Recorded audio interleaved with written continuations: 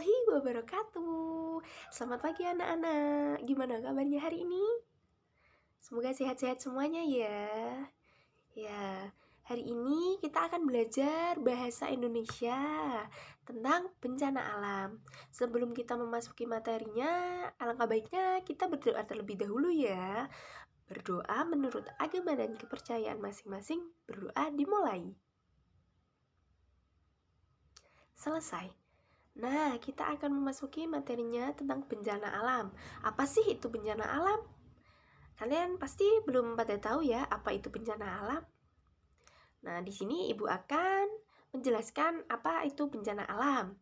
Bencana alam adalah bencana yang diakibatkan oleh peristiwa atau serangkaian peristiwa yang disebabkan oleh alam.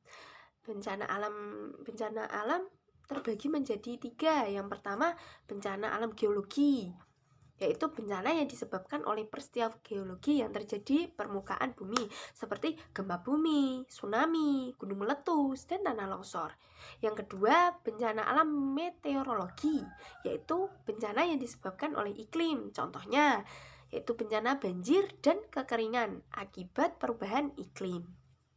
Dan yang ketiga, bencana alam ekstraterestrial, yaitu bencana alam yang terjadi di luar angkasa. Contohnya, hujan meteor dan badai matahari.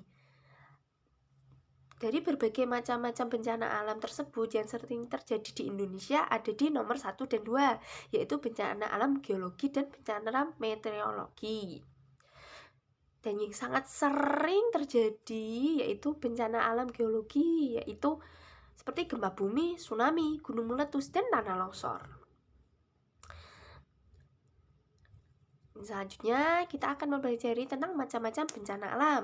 Yang pertama, gempa bumi, yaitu guncangan atau getaran yang terjadi pada permukaan bumi akibat pelepasan energi, pergerakan atau pergesekan lempeng atau kerak bumi.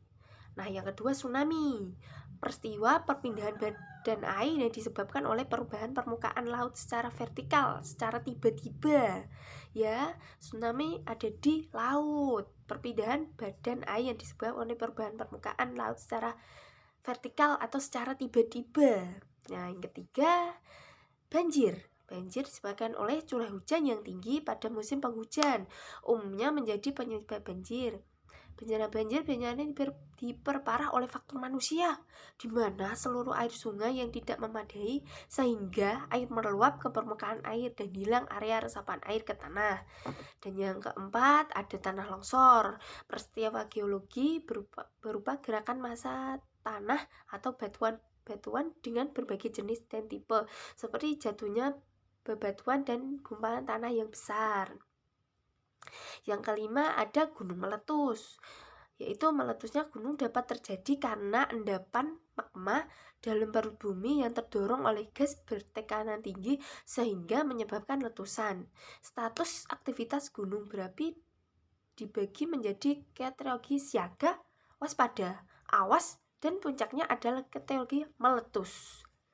Nah, jika sudah mendekati meletus, biasanya para masyarakat akan pergi menjauhi gunung tersebut. Yang keenam, kebakaran hutan. Kebakaran hutan mempunyai 2 faktor, yaitu secara alami dan faktor manusia. Maksudnya secara alami yaitu karena adanya kemarau panjang, sedangkan faktor manusia yaitu pembukaan lahan hutan untuk perkebunan sawit. Yang ketujuh, kekeringan. Kondisi kurangnya pasokan air di suatu daerah dalam masa yang lama atau berbulan-bulan hingga bertahun-tahun. Yang terakhir, ke-8, angin puting beliung. Putaran angin yang terjadi dengan kecepatan tinggi dan bergerak secara garis lurus dengan durasi maksimal 5 menit. Selanjutnya, penyebab bencana alam. Yang pertama, menurut Unit National International Study of Disintegration (UNISDR), bahaya alam, bahaya karena manusia dibagi menjadi bahaya geologi, bahaya hidrometeorologi, bahaya biologi, bahaya teknologi, dan penurunan kualitas lingkungan. Yang kedua, kerentangan vulnerability yang tinggi dari masyarakat, infrastruktur, serta elemen-elemen pada kawasan yang memiliki risiko bencana seperti bangunan yang tidak layak dan tidak tahan gempa. Yang ketiga, ada kapasitas yang rendah dari berbagai komponen masyarakat dan pemerintah. Selanjutnya, sistem penanggulangan bencana. 1. Legislasi. Nah, pemerintah Indonesia bersama dengan DPR telah mengesahkan Undang-Undang Nomor 24 Tahun 2007 tentang penanggulangan bencana.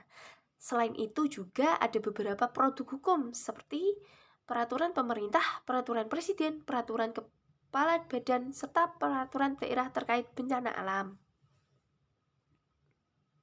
Yang kedua ada kelembagaan. Kelembagaan dapat dibagi menjadi formal dan non-formal. Yang pertama secara formal. Secara formal itu Badan Nasional Penanggulangan Bencana Alam yang disingkat dengan BNPB. Yang kedua ada penanggulangan bencana daerah yang bekerja di tingkat provinsi. Singkatannya adalah BNBPBD. Ya, maaf salah. Yang ketiga ada pendanaan.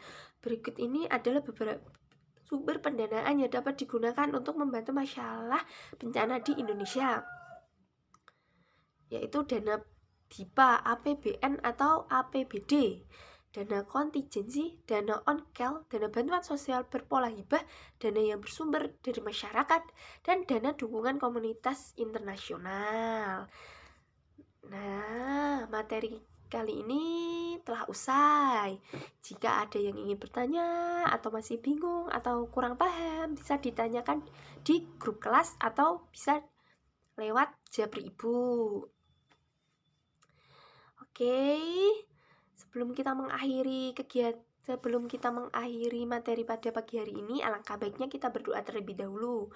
Berdoa menurut agama dan kepercayaan masing-masing, berdoa dimulai. Selesai.